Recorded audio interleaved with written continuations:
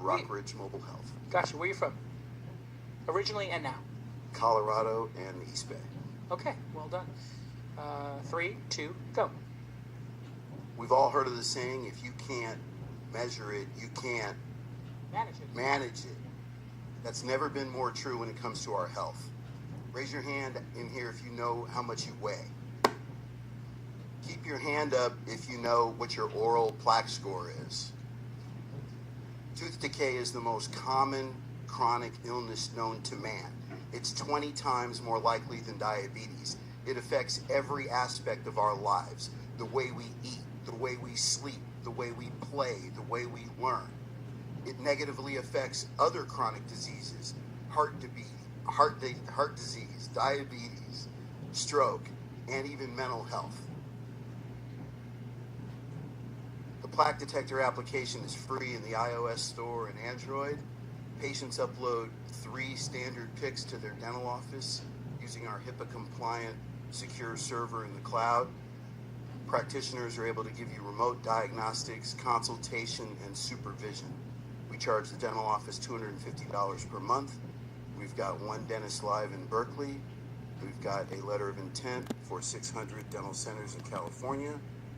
We're partnered with Columbia University Dental School. Daryl Davis, Rockridge Mobile Health. Okay, well done. Next, you can pass the microphone. I'm going to give. Okay, so Rockridge did a great pitch.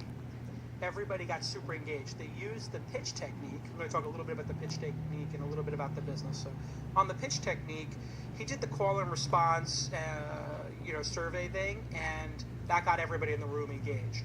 That's a very savvy way to start a pitch because it gets everybody off their phone and gets them engaged.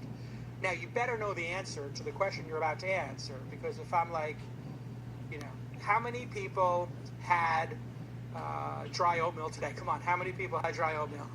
It's like a super problem, right? Dry oatmeal is... Nobody had dry oatmeal, okay. It's a bit of a problem, right? So you have to make sure people raise their hands. But he knew that going in. Then, after he did that first part of call and response, he educated us a bit about why plaque is important.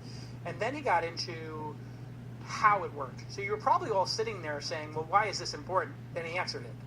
And then you're like, well, how does it work? Then he answered, take 3 pictures, sends it to somebody. So there was a great clarity. So I think you've either watched a lot of This Week in Startups and heard me critique other people's pitches, or you're just naturally great at it.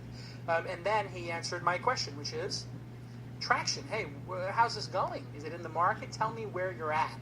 And he said, oh yeah, I'm charging 1 dentist $500. I got another dental clinic online that has 600 locations. I started doing the math. Well, 1 clinic's $3,000 a year and $250 a month. So they probably charge for this. It probably keeps customers coming back in. So if they get, 2 or 3 customers out of this, the lifetime value of a customer probably makes them break even pretty quickly.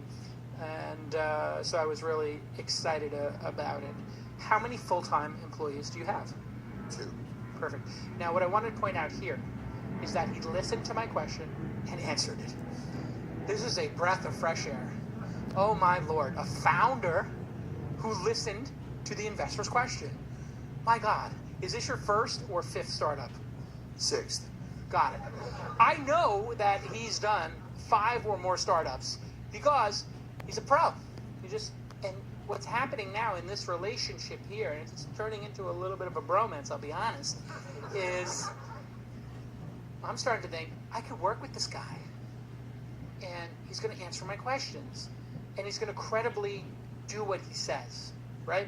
We are all in a credibility competition. It's called life. And in business is where credibility really becomes important because the stakes get higher. And what's happening is when you answer a question deftly, your credibility goes up. When you preemptively answer a question, your credibility goes up. When you meander, when you filibuster, when you seem scattered, when you don't listen to the question, credibility goes down.